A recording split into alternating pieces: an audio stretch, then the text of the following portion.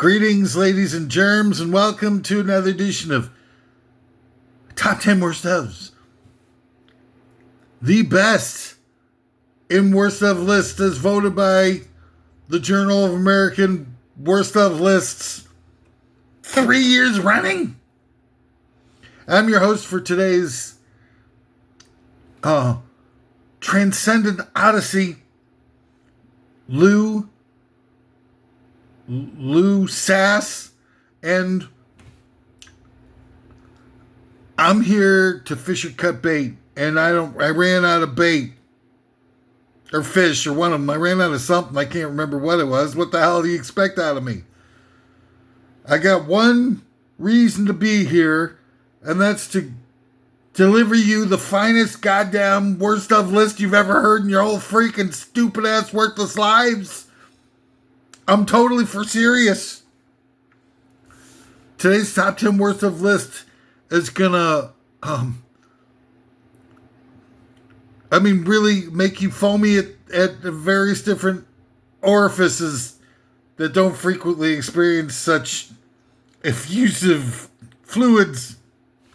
It's top 10 worst all-time examples of getting pwned. Now, look.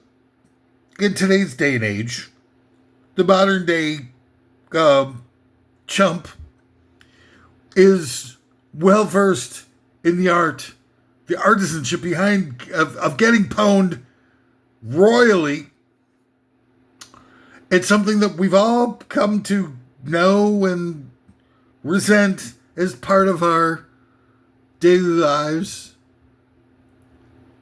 And yet, there's a certain resilience in the American character, the makeup of Americans that, for some reason or another, makes us so resilient that the minute we get pwned by, let's say, a local politician, we react by simply dropping trowel, grabbing ankles, and getting ready for another pounding. Please, thank you, sir, may I have another? Like Kevin Bacon in the movie Animal House.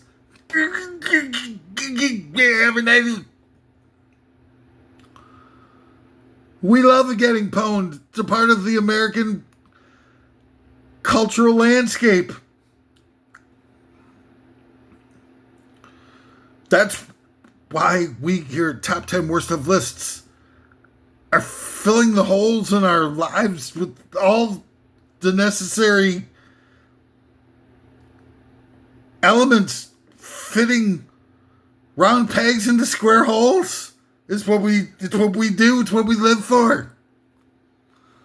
Making sure that as you experience deeper, more profound levels of getting screwed over, that there's somebody there with a warm embrace and a hot cup of coffee to spill all over your lap. I like my coffee, by the way, like I like my women. Hot, moist, wait, how's it go? Spilled all over my lap. It ends with spilled all over my lap. wet and spin all. Whatever. I can't be expected to be like Mr. Jokey, funny guy. I'm here for serious stuff. I'm here to make things. Rational behaviors may seem unrational. Rationing butter and gasoline. I'm rationing everything here to get us ready for the very bleak and dark times ahead. As the AI cybernetic robots are given their marching orders. Destroy all humans! And we'll be running around like freaking dogs chasing our tails, trying to escape and throwing everybody under the bus. Oh, my neighbor over here. I'm not housing any undesirables in my abode, but my neighbor over here, I've got long thoughts. I think they're doing something, trying to sneak one over on you. Think you need to run them in. Do you have any at-large seats available in the next boxcars down to the South American death camps for my neighbor. They're going to be selling people out like crazy. Like somebody you thought was your best friend is going to be like putting you on a list. Like, my guy, he thinks I'm his best friend, but I think he's doing a thought crime. Or maybe too many thought crimes. And my best friend, if you take a look at his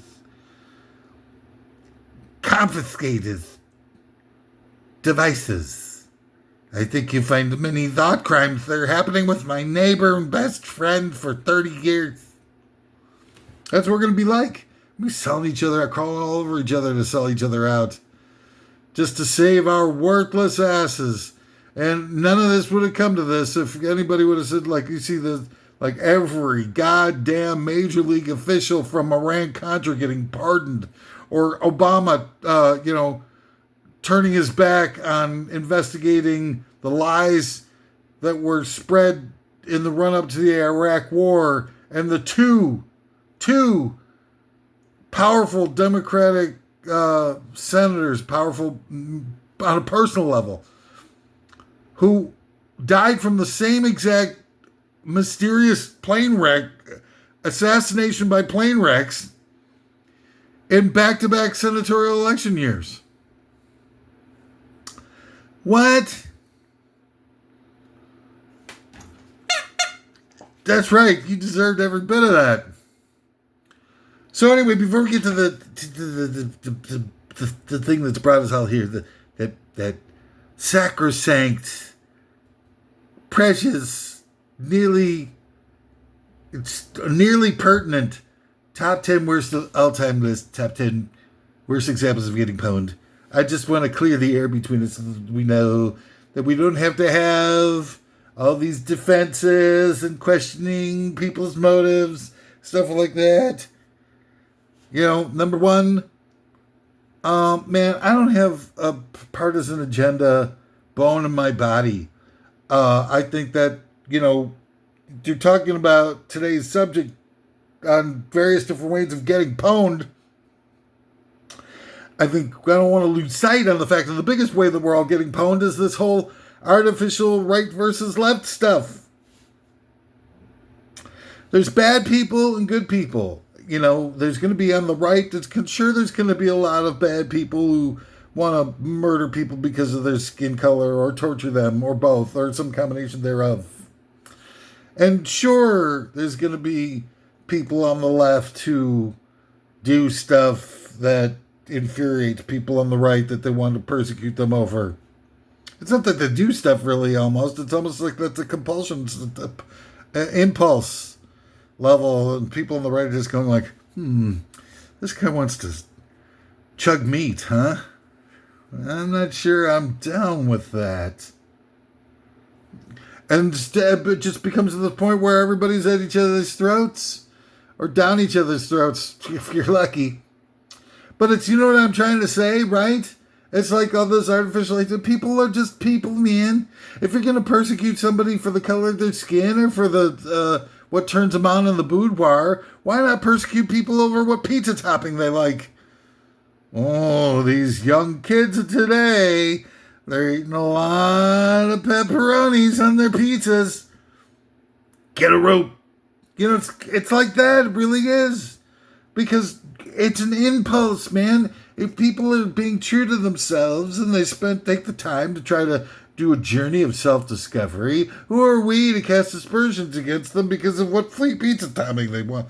Extra cheese should be just as cool as Hawaiian-style pizzas. Although we all know that Hawaiian-style pizza is a sign of a real deviant. Or affection for you know what I mean? But what's the point? I like a red-colored Maserati. Okay, well, there's some other guy down the street likes his Maserati's got, heaven forfend, yellow Maseratis. We all know that yellow Maserati guy is out of his freaking gourd. But you get, $10,000 off at the dealership for taking those stupid yellow ones. I don't even know why they freaking make them. But they got them. and people like it or appear to like it. It's all on an impulsive level. You look at Maseratis, you're at the Maserati dealership, and you got, $700,000 burning a hole through your freaking dumbass custom suit pocket. And you go down to the dealership and you're like, well, these red Maseratis might be cool in most people's books. It's just not getting the job done for me. Do you have any more exotic colors I might be able to peruse? And it's like, oh yes, sir, I've got the perfect Maserati for you. Here, look at this lemon yellow Maserati. And they're like, holy crap, that's oh my God. And he's like, look at that freaking Maserati, man. I look at the... Are you going to burn a cross on the lemon yellow Maserati guy's lawn because he likes lemon yellow colored Maseratis? Of course you're not. You weren't born yesterday. You're not Irish. You don't do stupid ass stuff that nobody gives a rat's ass about. Did I say something bad about the Irish in there somewhere I might have missed? I take that back. I don't have any... We're doing an episode, yesterday's episode, when I was taping it. The taping actually happened earlier today. Might have aired yesterday. I don't know when it's going to air.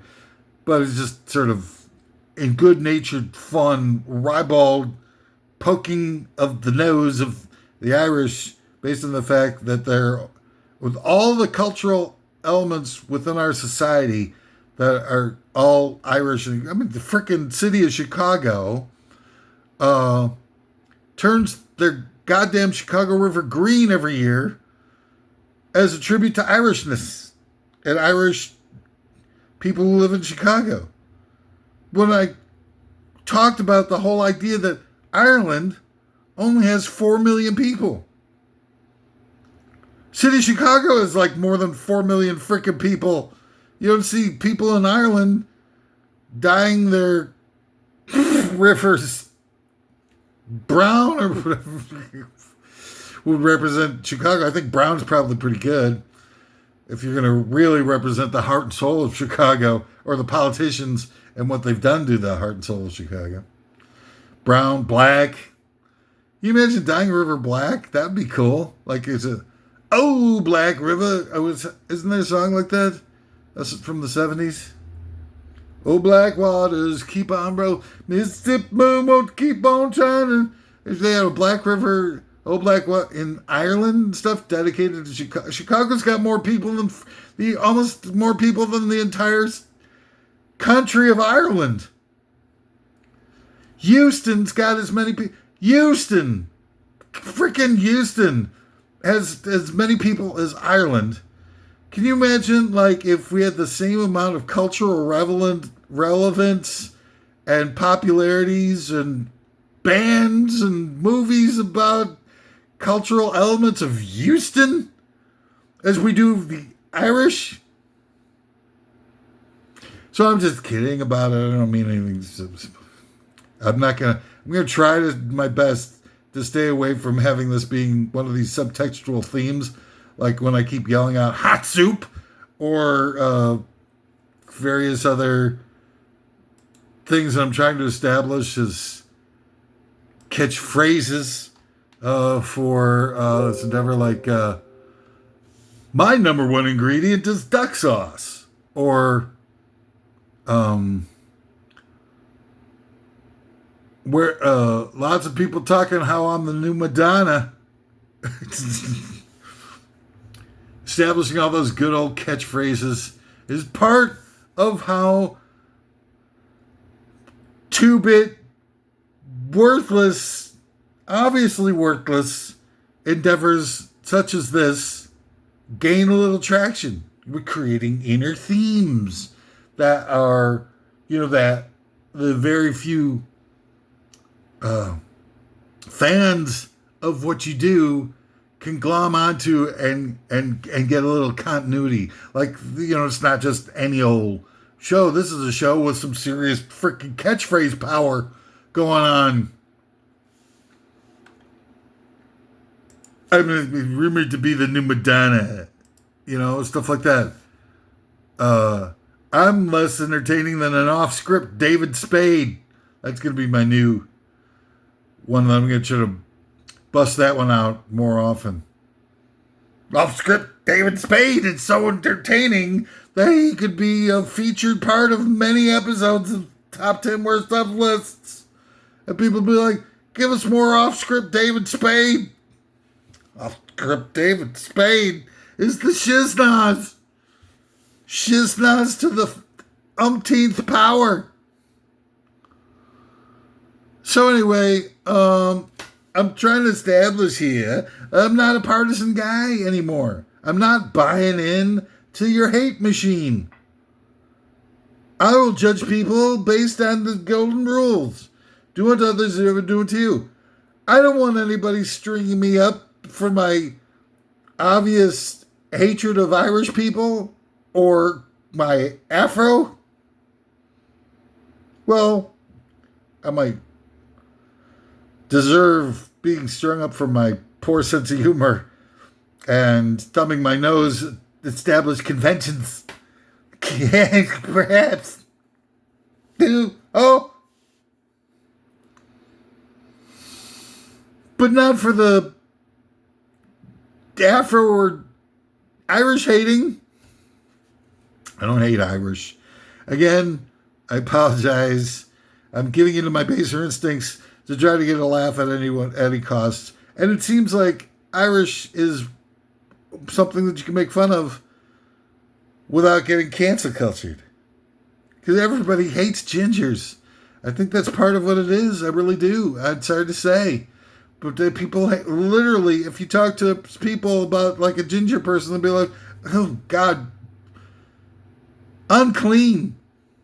It's an unnatural sort of like, they kind of think of them as like Morlocks, right? Like they're underground cannibals that only surface when they need to be fed. And they search and search and search and they eat the normies, the normals. I don't know, man. There's a lot of conflictual responsibilities to try to do some kind of blog in today's day and age. We're just trying to, use humor as a smokescreen to deliver really essential, desperately needed messages to people so that the gatekeepers won't, stomp you to death so that you never get any views whatsoever. And what's the point of blogging your ass off with every goddamn revelation in the whole goddamn world of all the secrets and esoteric knowledge of what the ruling elite is doing to us? And you come up with the detail. I could sit there and I could rattle off a million freaking things that the ruling elite is doing to us, that the mainstream level press and the alt press as well have either distracted us from getting the real meat and potatoes of what's behind those stories, or even about hearing those stories at all, where they just get, like a news blackout. That, when was the last time you saw an expose on sweatshops that are funding the gigantic profit margins of the robber barons of the United States, huh? Never! Of course not! Because they get the press in their back pocket. And in some cases, the front pocket. My favorite pockets. I like the jeans where they got the pockets. They're not quite on the side like most American jeans are, but they got they're closer than towards the delicious creamy thigh area.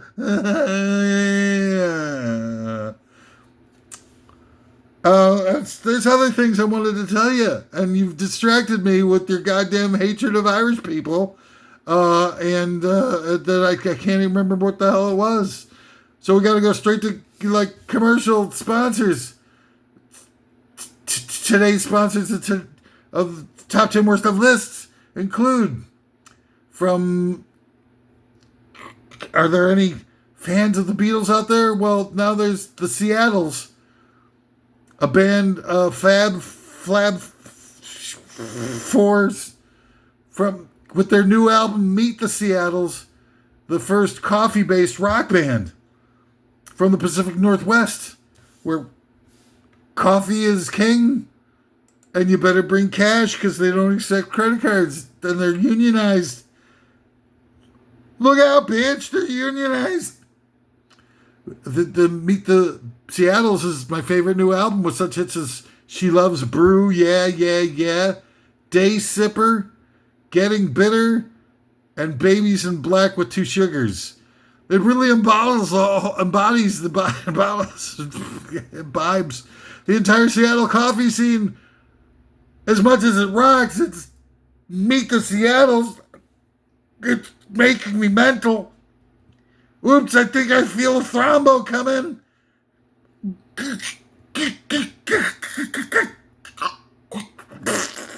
Oh, whew. Another false alarm. Also, sponsoring from today's shows conclude from Windmill Farms Electrical Generative Power and apparently bird killing Final Solution manufacturers. Now comes Pete Townsend Windmill Farms. Now here's an artist who over the years has become known just as much for his fabulous jumps and windmill spins of his arm as he thrashes out power chords like nobody's business, as he has been known for his music, which is, in all fairness, frequently amazingly great, but oftentimes kind of trite and boring and listless and too self-reflective.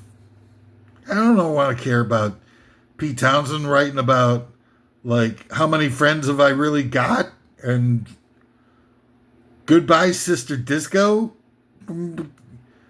If this from the guy who wrote, like, stuff like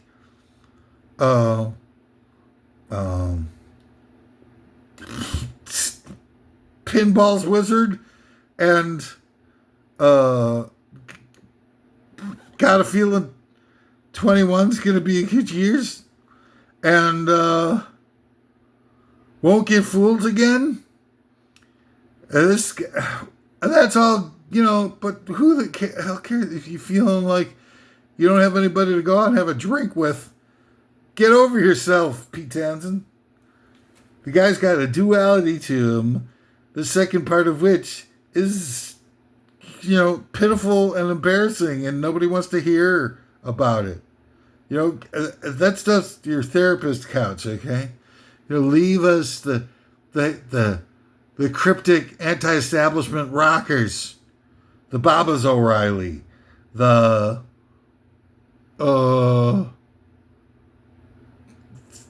my generations,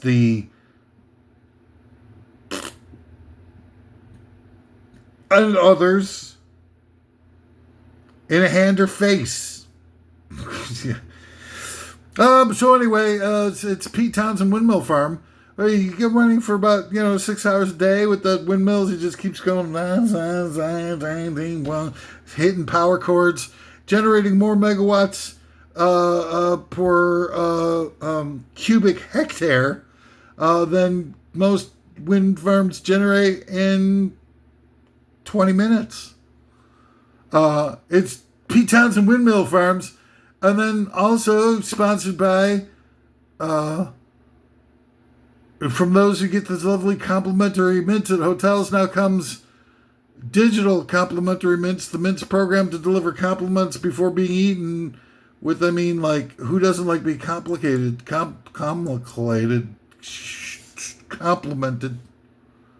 Who doesn't like being complimented, before being eaten? Compliments now come in a variety of subjects, such as compliments on looks, which you're not supposed to think or look or talk about, but, that's a load of bull dink. And we're like, because not supposed to be, oh no, don't you dare judge a book by its cover, but everybody does. But we don't want to talk about it. We don't want to virtue signal each other, things like, I never judge books by their cover. I personally think everybody's the same and everybody's perfect and nobody has any problems or wants or needs or anything like that. And then they get compliments on people's sense of humor, compliments on sexual prowess, compliments on owning the lids, compliments on destroying the human race, compliments on advanced levels of anti-Semitism, compliments on musical taste, compliments on not getting fooled by George Soros or Bill Gates, compliments on never having read a book, compliments on cup size or penis length, compliments on looking good while making mistakes on every single life choice you've ever been confronted with. It's complimentary mints. Good evening, sir.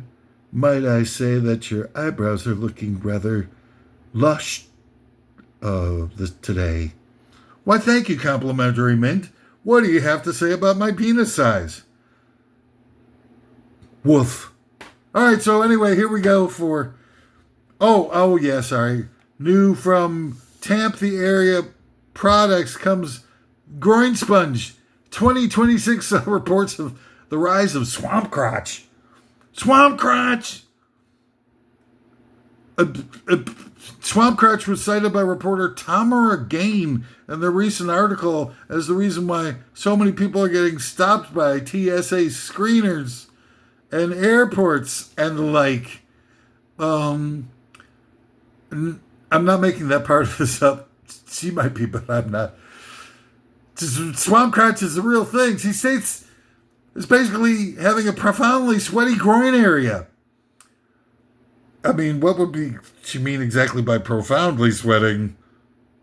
How is this setting off scanners in airports? I don't know. I don't know the physics behind it. Apparently the scanners have a sensitivity to moisture. As many of us do. Moisture. It's like Marsha from the Brady Bunch. I'd like to do a knockoff on the Brady Bunch if I only had the money to be able to do it. I'd make it all lead up to, the thing where Jan is like feeling like really bad about being middle child and everything like that. Everybody paying all this attention to Marsha and her moisture. And so all of a sudden the deep amounts of abundant moisture that Marsha has and Jan's all dry and crusty. And finally, she breaks down and says, moisture. How funny that would be for me. It'd be like my life's dream finally achieved.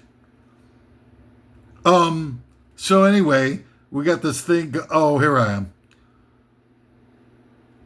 The Tamara Gain lady actually includes recommendations of what to do to stave off swamp crotch in advance of air travel. While there isn't a foolproof way to avoid swamp crotch, she offered many, which I think I forgot to jot down. I did. I forgot to make it part. Oh, wait, no. Few tips to mitigate your risk of swamp crotch include wear underwear and outerwear made from natural, breathable fabrics like cotton and poly blends. Look, is poly blend, is that a fabric type? Or is that a new,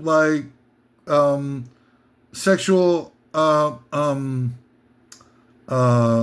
sort of subgenre that I haven't partaken in as of yet? Avoid tight clothing. They also say avoid tight clothing. Maybe sticking a few good humor bars down there before you go get yourself with the metal detector and the backscatter machines that dose you with tons and tons of radiation. They're not really admitting how deleterious and potentially long-term hazards await for us later in life, just so they can take a look at our nudie bits. Our naughty bits are being compromised by the backscatter machines in airports. How are we supposed to feel comfortable like we're living our truth and that we have freedom in our lives when they're dousing our naughty bits with radiation so that they can get a sneak peek? I'd rather just take the pants off, spare me the Rentgens, or what do they call those things? Curie unit? Did they name it after Madame Curie? The isotopals that they get from their backscatter machines are rumored to be off the freaking charts. Okay? And like, here we go, making things inaccessible for healthiness. And all they got to do is just ask, let's whip out the bits. And, like they should have a separate line for like, here's people who feel a little shy and don't want to whip out the bits in public in the middle of a freaking goddamn airport during holiday travel season. And then they got another line for people who are down to whip out the bits. I whip out the bits every time. I got nothing to hide. There's nothing revelatory or important about my bits that I need to keep them private. In fact, let me show you the bits right now. I can't show you the bits right now. I'm sorry, I really want to, too. You seem like the type of person that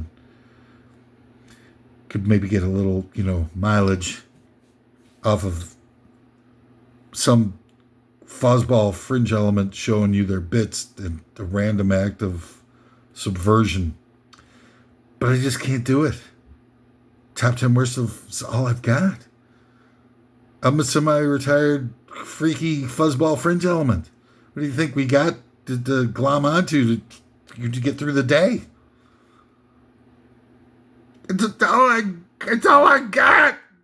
Don't take it away from me. It's stupid. All kinds of stupid. Taking away everything that God's worth of goddamn. Holy shnikes. It's top 10 worst of lists. Is the next sponsor for Top 10 Worst of Lists. Tune in to Top 10 Worst of Lists, the proud sponsor of Top 10 Worst of Lists. Oh my God, I'm feeling it. I'm feeling the circular logic causing head to spin off its moorings. Hang in there, neck. Keep it together. Top 10 Worst of Lists. This is part sponsored by Top 10 Worst of Lists. This is part sponsored by Top 10 Worst of... it can get really nasty and grief-addled in a big hurry. All right, let's get on with it, shall we? Let's get it down. Mills Lane. I saw Mills Lane on the street the other day, even though he's probably dead. I was like, Mills, what's happening? He's like, let's get it down. I like to hang out with him. He became a judge. He was a lawyer the whole time. Here's a guy who's calling all the biggest fights in the whole goddamn freaking world, Mills Lane. And the whole time he's a freaking lawyer. And so afterwards I think he got like a judge show. Judge Mills Lane. Let's get it on. The plaintiff is suing his neighbor for parking their car too close to their front lawn, saying that the front lawn is being blocked by their goddamn beater car. The defendant is thumbing his nose at convention and telling the plaintiff to bite his big fat chub steak. All right, well, let's get it down. I'm Judge Mills Lane. What am I talking? Where did I go this time? Oh, there's so much pain. All right, so top 10 worst all-time examples of getting pwned. This is something that each and every one of you, if you're living in America, I don't know, this is a worldwide global web, but, if you're living in America, getting pwned is like numerous times in the course of any given day. The American schmuck is getting pwned up the yin-yang. Sometimes literally. Number 10, Foreman versus Ali. Wow, that's weird. I was talking about Mills Lane. Mills Lane, the whole fight game. Get it on. Let's get it on. Foreman versus Ali. Here's George Foreman, right?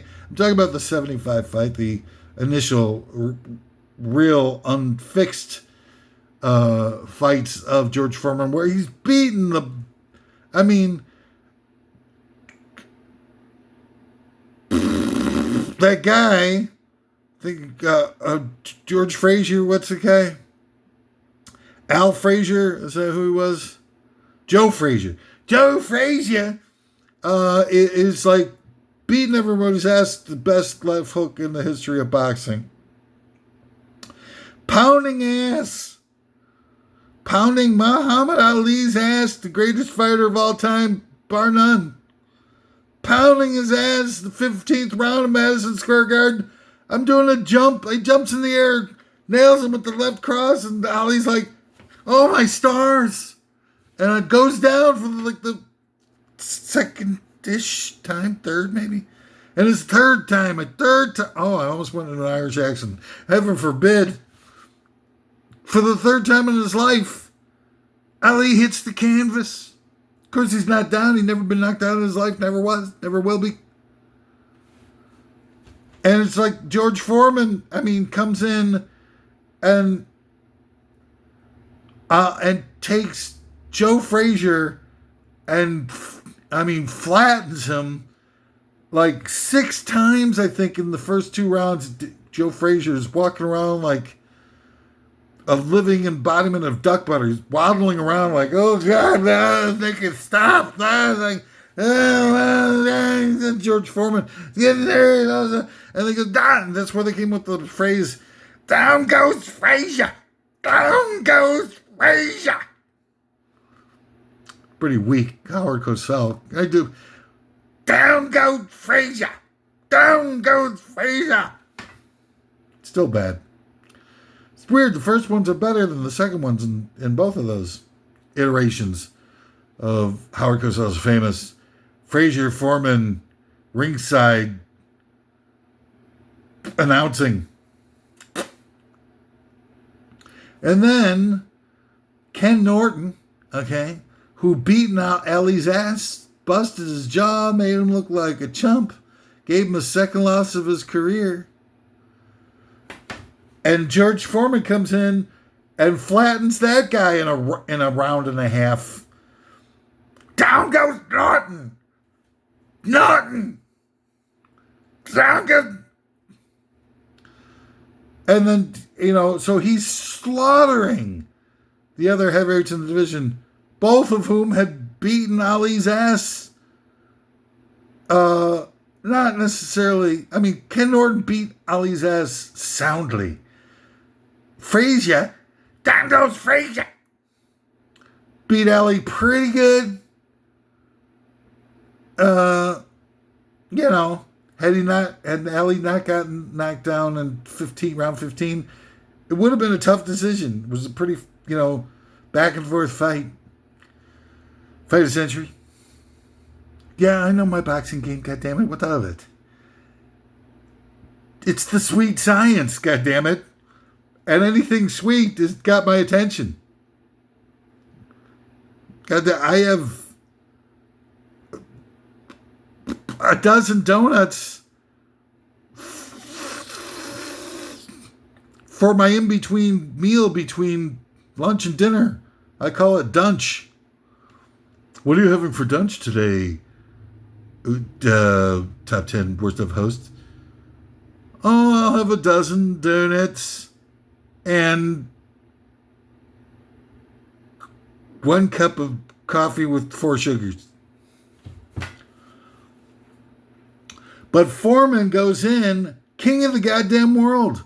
There's only been, in all of history, up till that point, only like 20 guys or something like that who've ever been heavyweight champions in all of history.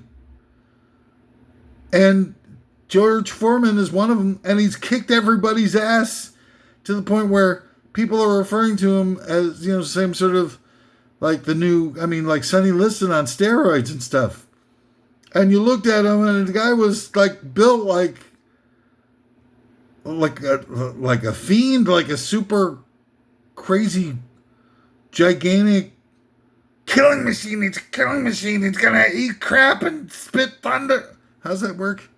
He's gonna He's going to myrtleize you.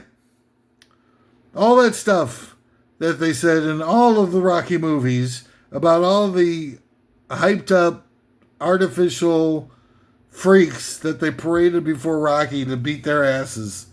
He's a killing machine. I mean, it's all based on real life descriptions of George Foreman's powerhouse abilities. And he goes after Ali, and Ali is now lost twice. And he's a sad, sad guy. He came back, he beat Norton, but just barely. Kind of maybe not so much beat Norton. Norton Ali 3, definitely the fix was in. Norton should have had that one in the decision. But hey, who am I? So they got, they go out to Kinshasa, and they have this big old thing, and then it gets drawn out. Foreman gets an injury in sparring, and so it drags on and on and on. And everybody in the meantime, everybody's like thinking this is the end of Ali, and he's already like culture. This is after post when he gave up his career to protest the Vietnam War and stuff like that. So he's looked at as like a cultural hero just as much as his early boxing skills distinguished him. But Howard Cosell is like going like, it could be the time when we have to say goodbye to a Muhammad Ali. And stuff everybody predicted, even like guys in Ali's trainer and stuff like that was openly saying like Ali's going to kick his ass kicked. And he'll be lucky to survive the freaking first round.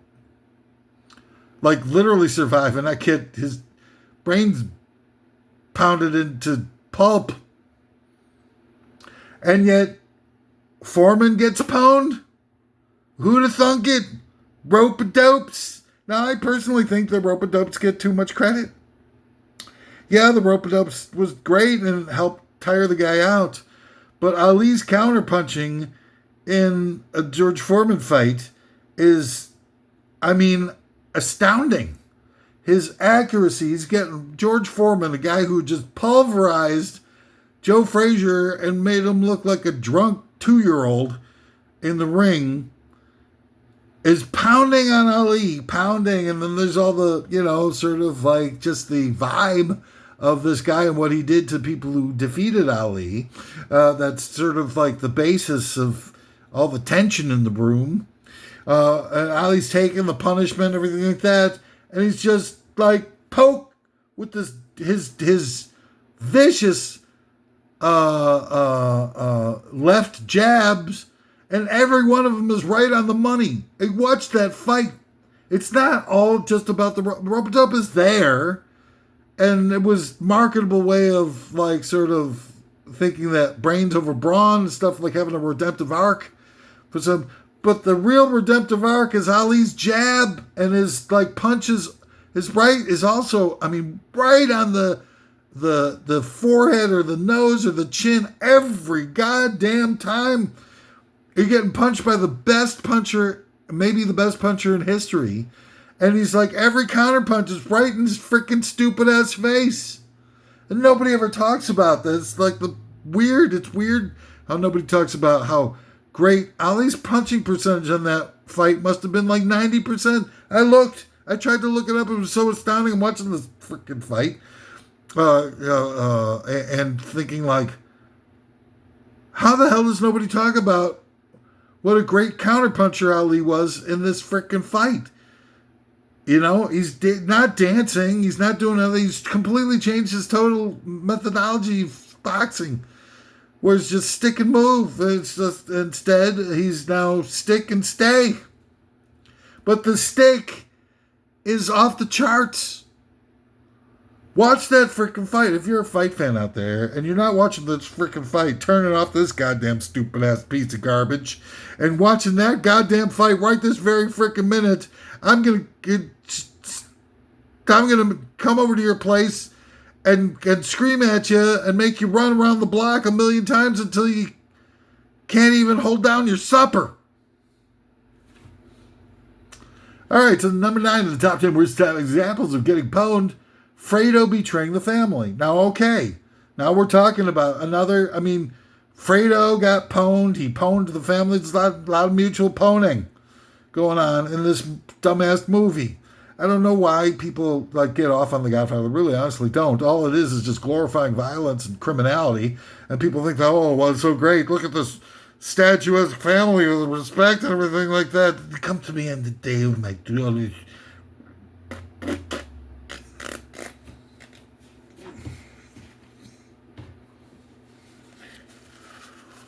You come to me on the day of my daughter's wedding, and you ask me to this favor for the someone that hates you. Marlon Brando, ladies and gentlemen, thank you. Oh, wait. Oh, wait. Marlon Brando. What's Brando? God damn it. Hang on.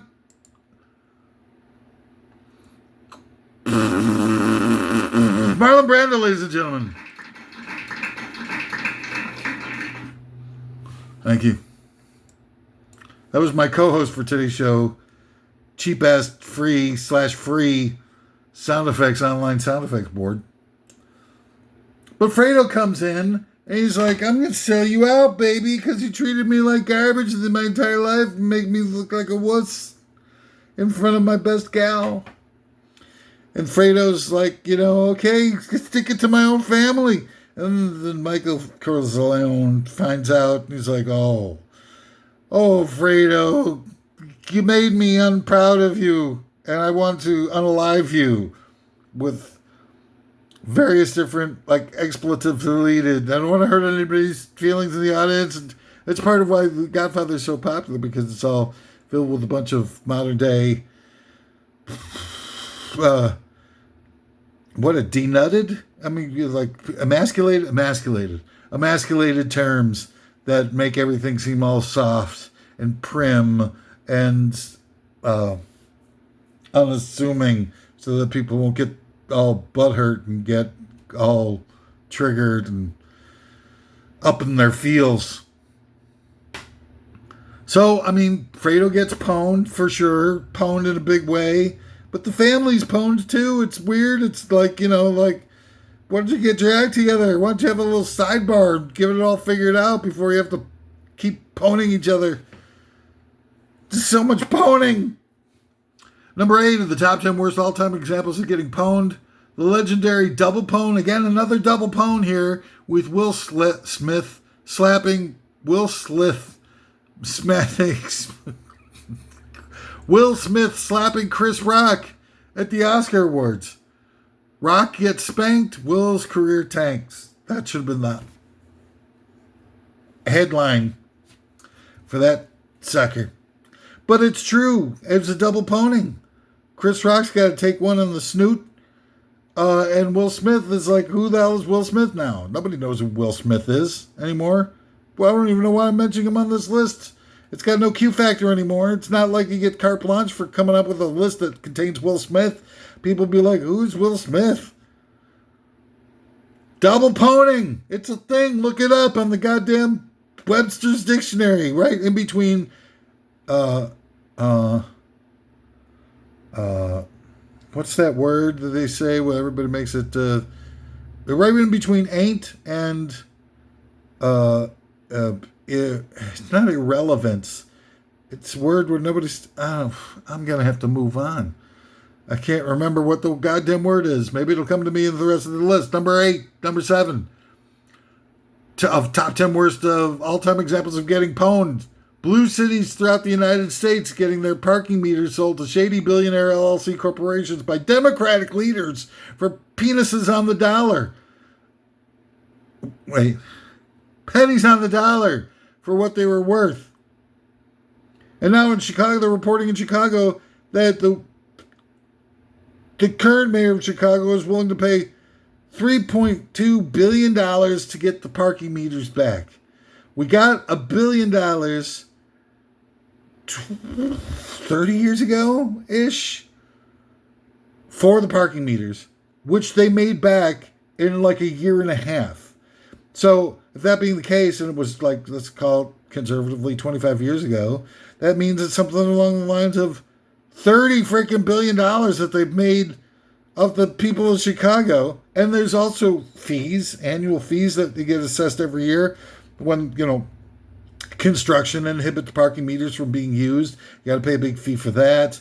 I mean, the previous mayor to the one that we got in Chicago currently has got like sitting on millions of dollars worth of fines that we owe above and beyond the money that they collect in the meters because of moving spaces around and COVID space problems. And I don't know what the hell. What do you think I am? Some kind of freaking parking meter expert or something? Are you going to have to pay me a lot bigger money than I'm getting now to be on top of everything else that I'm trying to make everybody sort of like tuned into to give them like real, solid statistics on parking meter fines? All right, fine, I'll do it. You're going to have to wait. I'll look it up, goddammit. I will look it up and I will get it. Your stupid frickin' numbers on parking meters. Here we go. You lousy piece of filth. I mean, what have you ever done for your life to make the world a better place? Parking meters, public lots, 1% of people own bicycles in the city of Chicago, and yet they're spending hundreds of bazillions of dollars every day trying to build protective concrete encrusted bike lanes that people can only drive bicycles like 8 months out of the year in the city of Chicago because of the weathers and stuff. What kind of stupid ass thing? It's been 100 freaking years since the invention of the automobile. Nobody's felt the need or the compulsion to be able to sacrifice everything that we've got in our futures. You got a $750 million black hole in the city's education budget that could go on for. How are we not prioritizing education for every kid in the city over protected bike lanes for 1%, less than 1% of the people of the city that even own bicycles, who can't possibly be using them for more than 8 months out of the year? And you sit around and you drive around and there's nobody in a single one of these bike lanes other than the occasional scattershot guy on one of these electronic bikes that are, should be outlawed because they drive them so fast and recklessly throughout all the stupid city. God damn it, what's wrong with you? Why aren't you protesting all this stuff? I'm working on it. I'm trying to find this. This is a difficult sort of balancing act that I'm trying to pull off here. The parking meter deal. Parking meter, the pennies of the lose billions. Mayor Daley, 75-year long lease. 2 or 3 white collar crimes. Never get anybody prosecuted under. When's the last time you heard of somebody getting persecuted for a white collar crime that didn't almost immediately get pardoned by the goddamn president in power and stuff like that? Well, we need to pardon everybody who's ever committed a white collar crime. That's part of why I was elected. It's my mandate. God damn it! Don't touch my freaking mandate.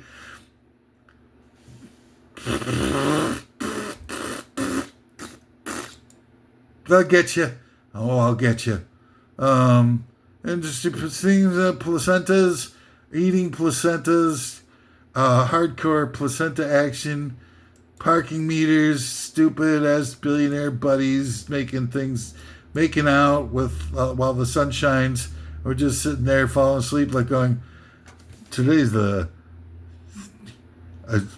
should be the lead story of every goddamn local news. Since today we lost $100,000 worth of revenue to the shady LLC billionaires due to the sale of our parking meters. We're on, out of the death by 1,000 cuts, we're on cut number 988 here. It's time to bust out the pitchforks, goddammit. Bazillion, I got a million problems, and selling out the parking meters to a shady billionaire LLC corporation is 708 of those problems. God damn it, I can't find the goddamn thing with how much we owe them from the. God damn it. Well, shite. I can't do it. It was Lori Lightfoot was the. Look it up for yourselves. I'm so tired. Here we go. During Mayor Lightfoot's term in office, is the previous mayor to the one we currently have here in July of 1975, or whatever the year it is. During Mayor Lightfoot's office in Foot, we know that this lousy deal resulted in our having racked up at least $120 million extra that we owe the shady billionaire LLC corporations because of a variety of things like some concrete bike lanes required the removal of parking meters or temporary suspension of meters in an area while they're constructed because of the horrible deal that they racked. 120 million in obligations. They said some have reported that this could be as much as 320 million before it's all done. On top of losing all that revenue, 30 billion in 25 years. And it's not like, Chicago is like the national level of billions that they put into their budgets anyway. I mean, I think, like Chicago's got like $3 billion in its budget or something. God damn it.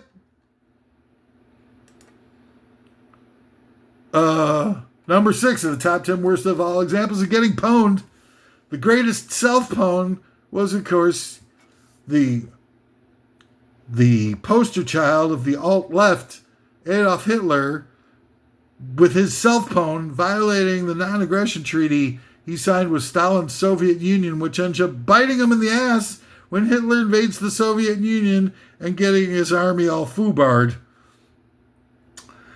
It's true that, we go to all these memorial services. We should be, thanking our lucky stars that communists and Soviet unions that were supposed to be so bad and evil were around to be able to hand Hitler his hat.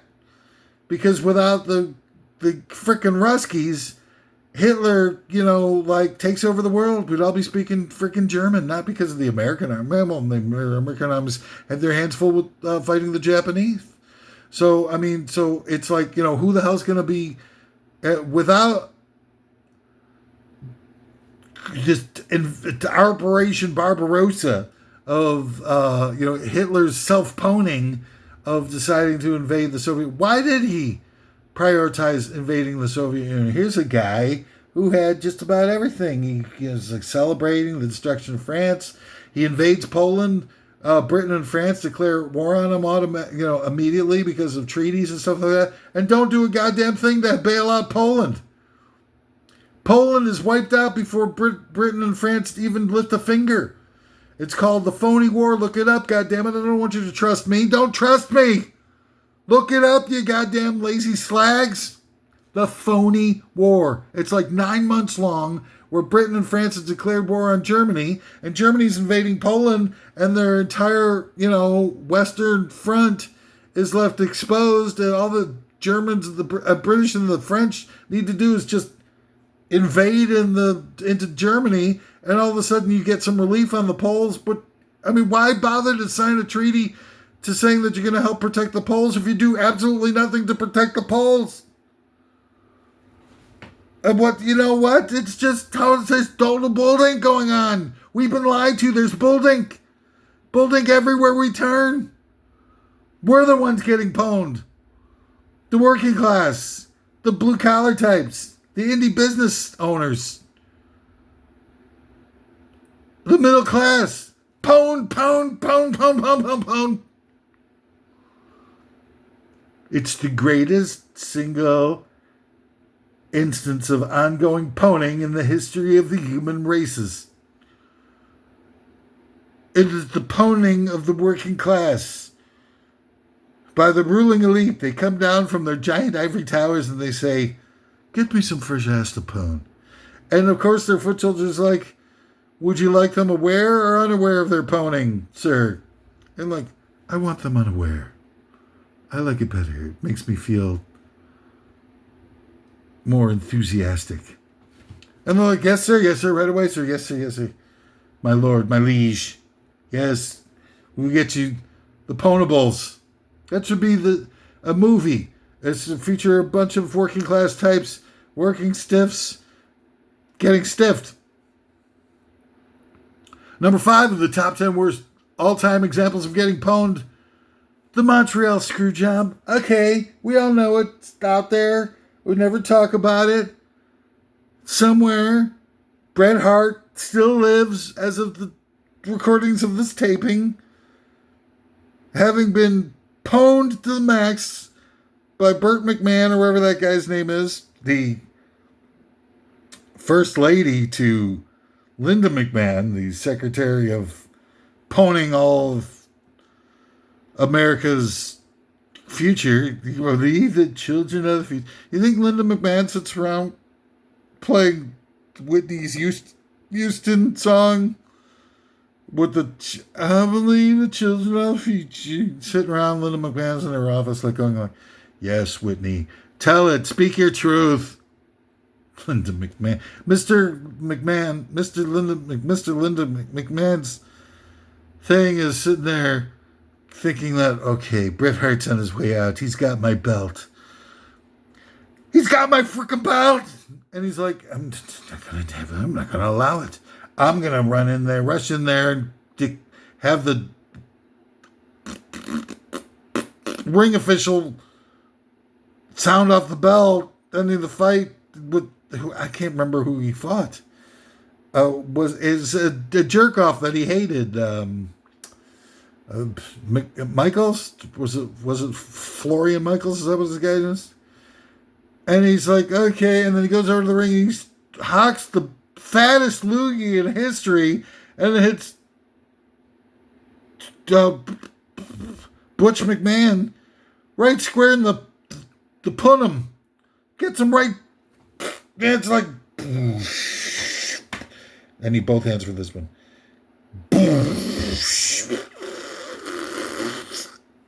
He just wipes his hair back and stuff like that.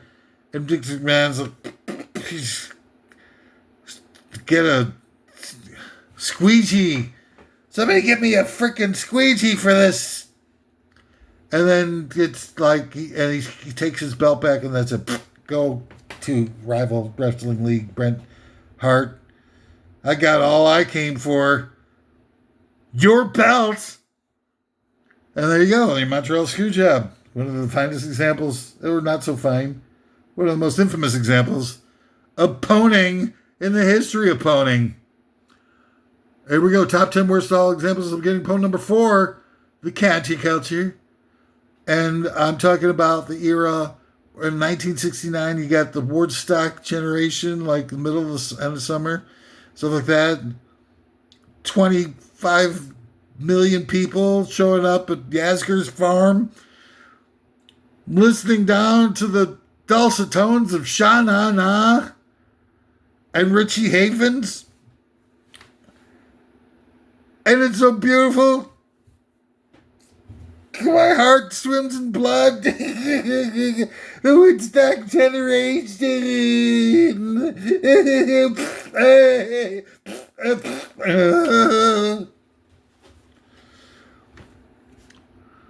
And everything's looking great. Counterculture is like riding high, riding the crest of the wave with Andres Thompson going like, if you look with clear eyes, you can see the counterculture Woodstock generation trying to find their way back to their car. But you can see where the wave crested and fell back and everybody retreated. And the name of the wave really, I mean, Andres Thompson talked about 1965 or something like that. But it's really the death knell of the counterculture movement was in 1969 following Woodstock, when all of a sudden, just out of nowhere, you get the Manson family just showing up and just like tearing the guts out of a pregnant, 8-month pregnant Sharon Tate and a bunch of Lobiancas and who, I don't know, I think they, Folgers, like Abigail Folgers, I don't remember. But anyway, like a lot of people getting slaughtered. And then they get, slaughtered in ways that people never seen before. Just with so much viciousness and terror. And they're writing, lyrics to Beatles' White Album songs on the walls with their blood. Fetal, 8-month-old fetus blood. And they're writing out all the lyrics. I think it was off tunes off the White Album. I think it was of Hey Bungalow Bill.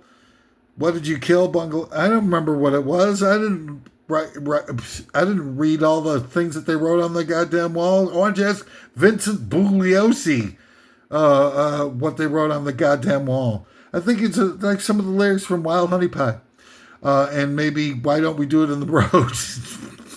I make fun because it was clearly a work of COINTELPRO. I think the whole Manson family was a work of COINTELPRO, and that they were specifically designed to help destroy the counterculture movement, and it was all a government plant. And you get, Charlie Manson, lived forever with the goddamn swastika carved into his skull. I mean, the crypto-fascist government never had a better poster child than Charles Manson. Killing hippies and Sharon Tate and throwing her baby around and killing the baby and stuff and swastika on the forehead. It's the perfect commercial. Come, be part of the new QAnon and stuff like that. So they got years of mileage off of good old Charlie swinging around his shrimp pud for the aristocracy and the status quo. And it destroyed the counterculture movement because now all of a sudden everybody's locking their doors. They're not hitchhiking around the country. It gave the ruling elite time. They were playing off their back foot, gave them time to be able to regroup and start saying, well, these guys wouldn't have as much time on their hands if we jacked up rent to the point where they had to work, 60 hours a week and just to be able to afford to live. Those guys are paying rent. They're paying $2 a week in flop houses and stuff like that, or $10, $15, $20 a month for palatial estates in goddamn Palos Verdes and Orange counties and whatnot. Well, they figured out a way to make it impossible for people to live, free and easy and whatnot. And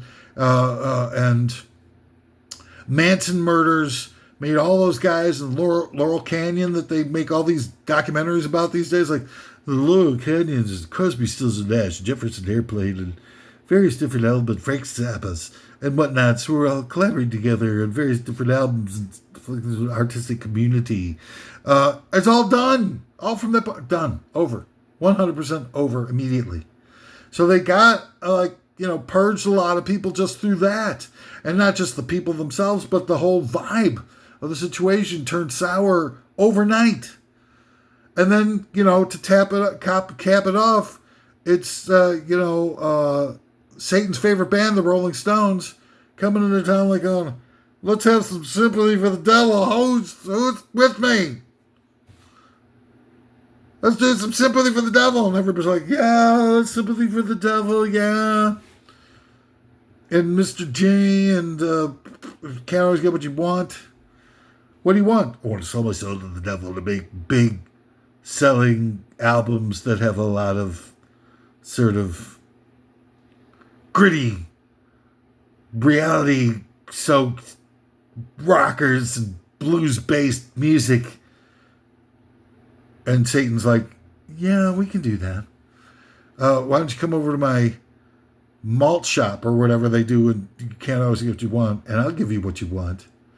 And he does. And like the Stones are running around on tour praising Satan and stuff like that, which, I'm probably overblowing, but I'm sensitive to the fact that they were really doing it. And I'm looking at it like going like, okay, well, you're praising Satan. I don't know if it exists or not or whatever is going on in the, in the cosmos that provides the guiding ethos that holds all this whole thing together. But, if you're praising evil and saying, let's give some sympathy to evil, it's not going to bring you a bunch of good vibes. And here they go, touring around the United States. They get a bad rep for charging so much for their tickets. And they're like, well, we're going to do a show after the As Two is over. We're going to add a free show for all of our fans. It's going to be a West Coast version of Woodstock. And they'll be like, all right, but, we're going to cheap out on all the accommodations. So we're going to have the security. We'll have the security done by the Hell's Angels because that fits in with the theme that we're trying for sympathy for hell and sympathy for the devil and everything like that. So it ties in with that thematically. Plus, they'll work for beer. So they hire for 500,000 people. A gig that was anticipated to have 500,000 people. They hire the Hells Angels to do the security, and then they cheap out on the stage. It's like 2 inches off the ground, so people can rush the stage and everything like that. And people are getting their ass beat. That's like one of the guys from Crosby, Stills, Nash, I think, gets stabbed in the leg with a motorcycle spoke or something, and then Marty Ballin gets punched out. Literally, gets punched out. The Grateful Dead arrives, and they're supposed to do a set, which, for the Grateful Dead, like, they get warmed up and tuned up after about 2 hours or whatever. And they show up and they see all the havoc that's on the ground, and they're like, oh, we're out of here. And they're like, see, you wouldn't want to be a... And they take off. So now, on top of everything else, there's a giant 2-hour window when the Grateful Dead was supposed to play that nobody's playing. And the Stones are like, we're not going on early. We don't do that. We go on like a half hour late at our earliest gigs. And so there's this big hole where people just sit around left on their own devices for 2 hours of mayhem and bad acid. And everybody's at each other's throats. And I think 4 people got killed. The feature one was some guy gets killed on camera, which is an uncanny, clean camera view to this guy getting stabbed to death. So it's like just the tiniest little bit weird. They were doing the whole Ultimate thing, not to be some egalitarian thing, but as a plot device for the end of their movie. And they were so cheap about it that the first place that they're going to have canceled on them, and they had to get some last minute thing, cheap as even. It's the and that is the absolute end of the counterculture in the United States. The whole everything that they were working towards for 15 years, since the mid 50s, when people were really starting to gain their footing, and you get the Vietnam War wipes out a whole bunch of people, brings a bunch of people back from Vietnam with, post-traumatic stress disorder and getting dissed by people being called baby killers as they walk around in their hometowns and stuff like that. Just absolutely abhorrent vibes that really sacrificed an entire generation to this whole malignant war and pursuit of it. And you finally get a little ray of sunshine with Woodstock, where people are like sort of getting it together. Come on, people, now everybody's talking about it. They love one another like now. And then 2 seconds later, you get Charlie Manson stabbing unborn babies, and then you get Altamont, and that's it. And that's the best opportunity that this country's ever had to crawl out from underneath, well, maybe during the couple of years with Kennedy, but to crawl out from underneath the boot heel of our crypto-fascist shadow government that's hanging out there with the Nixons and the Prescott Bushes and Bush seniors and all these Dick Cheneys and all these malignant, sick-minded pathogens. So anyway, who got pwned? We got pwned. It's not just the counterculture, but everybody. And now the American left is more hardcore conservative than the right wing was back in the counterculture days. They're like, oh, I really don't believe that Jewish people deserve to live. Let's go with, who's a good thing? This is the alt-left talking, by the way. Let's do that from the river to the sea thing, where we wipe out all the people from the river to the sea. People won't know that we're talking about exterminating Jews. Hey, doggies! I've seen the videos. They're talking about river to the sea. It is not, just creating a homeland for the Palestinians. It's about exterminating Jews. And that's, if you have a left that is so intolerant and assertively fascistic as they are portraying themselves at, and then you got the people on the right who are just like, finally, it's left-wingers talking some sense. And they're like probably gathering together right now, like the QAnons and the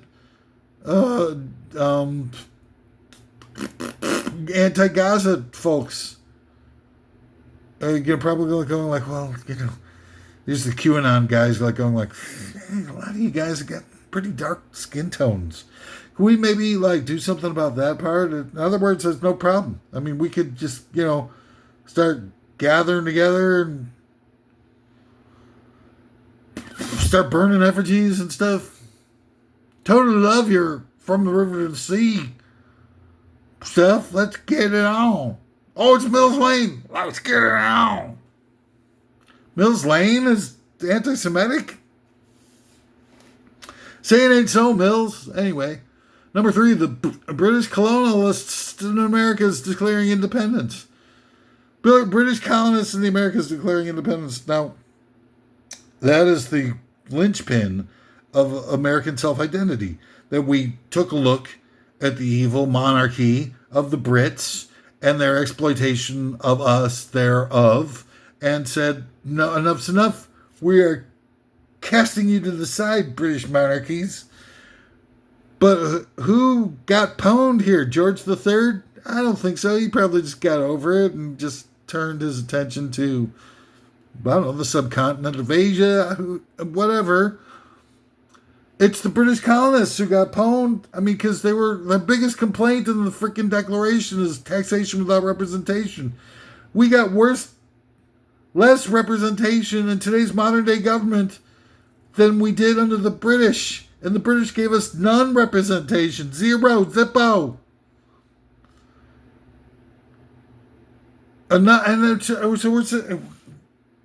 The whole American Revolution was about poning the working class. Number 2 of the top 10 worst of examples of getting pwned, and I'll try to finish this within the next hour or something. The Ford Pinto. Now the Ford Pinto gets out there, and most people think that it's just a poorly designed car by a bunch of people who don't really give a rat's ass about safety of their customers, and just trying to, like, maybe there's somebody in the Ford company that's sort of like throwing the game, like Pete Rose when he's on a betting spree while managing the Philadelphia Phillies. But it was sort of like along those lines, but not quite as simple as that, of course. And I'm here to be able to help guide you through, guide you to softly enter the truth of the situation. And so it's like, no, the Ford Pinto was part of built-in obsolescence that intentionally destroyed the American automobile manufacturing industry so that they could destroy labor unions. Because you can't, the world is competitive whether we know it or not. And if you're making great vehicles by well-paid workers that have a lot of rights and, like environmental protections and OSHA and stuff like that, the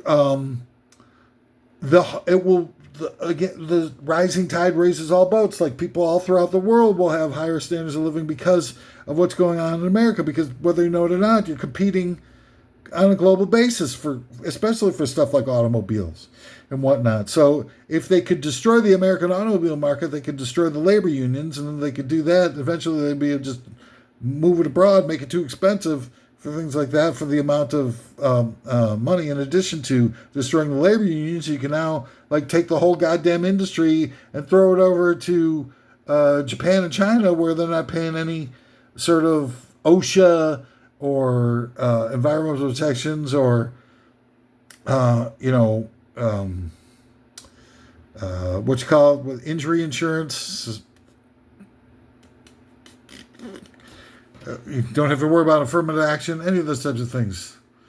And so it's not just cheaper in terms of the hourly wages paid to the labor, but all these other extracurriculars, which is why I think Richard Nixon, who is typically very much against workers' rights and protections in the workplace and all that kind of stuff, wanted to see people get hurt. Got a real thrill out of seeing people suffer, that he did OSHA and environmental protections in the first place, because he intentionally wanted to make it too expensive for businesses to, large businesses like automobile industries and stuff like that, to be able to operate in the United States. And they, have some cover for themselves by saying, we're outsourcing our factories to suburban markets because of OSHA expenses and environmental protection expenses, and making it too expensive for us to be competitive in the global market. So all they did was they told a bunch of people, like, who were holding a lot of stock in American manufacturing and automobiles and electronics and, washing machines and stuff like that, just a little heads up. I don't want to, have this become public knowledge, but you need to move your money out of American manufacturing into foreign manufacturing stock holdings. You didn't hear from me, okay? And so all those guys just sold off right before the collapse of the American markets and the automobile industry and electronics and so on and so forth. Right before, probably moved all their money over to, Japanese electronic industries, stuff like that. So they're still making money hand over fist and still have tons and tons of equity because it was all insider trading. And that's the poning right there that I'm talking about. All right, number 1, the top 10 worst ponings. History getting pwned. The Babe Ruth trade. Even with all the American poning of the workers and the end of the counterculture and British colonists, which is basically everybody in the United States getting pwned through the Declaration of Independence and all that kind of stuff. The Babe Ruth trade is still the worst out of them all. Think about it. This is a guy who could pitch like no-hitters and stuff like that in the World Series for the Boston Red Sox. The Beantown Rats, as many of us, a term I just invented that I'm trying to pass off as having been a historically relevant name, a nickname of the Boston Red Sox. And he's hitting dingers. Like, Babe hit 714 dingers in his career, Babe Ruth, for the U.S. Yankees. And he's got, like his closest competitor is something sick, is like 14 dingers. Or something crazy. It's crazy. And like nobody else was hitting dingers. It's not just the fact that he hit 714 dingers. It's that he hit 714 dingers in a dead ball era where the only other person hitting dingers was like, who the hell knows? Inside the park dingers. Like Ty Cobb probably running around the bases like at 1,000,000 miles an hour, and people were afraid to stop him because he's got those cleats on that, would tear people's groins into shreds. There's numerous cases of groins being torn to shreds at the mere thought of the cleats of Ty Cobb flowing into their body and shredding their pieces to pieces. Hey, that's all the time we get for the top 10 worst of this. What an incredible odyssey it's been. I think that you'll find that that's unmatched and unrivaled in terms of academic excellence and entertainment value in the entirety of the top 10 worst of universe. I'm sorry, but it's a point of pride for me, and I take it very seriously about how great top 10 worst of list actually is. There's nothing like it in the whole goddamn world. Who else is out there for your entertainment and informational dollar? A bunch of talking heads with makeup caked onto their faces. They don't have skin flakes falling all over their goddamn dark-colored shirts and embarrassing themselves and still going on as if nothing else mattered besides the content of their character and presentations. No, they got 20 freaking people with makeup going like, oh my God, we got a commercial break. We've only got a minute and a half. We're going to peel out the powder puffs. Well, tune in again next time. Oh, wow, what an incredible episode we're going to have coming up here. It's top 10 worst times to fake an alien Earth invasion. Come on again, join us again. And by the way, don't forget, we got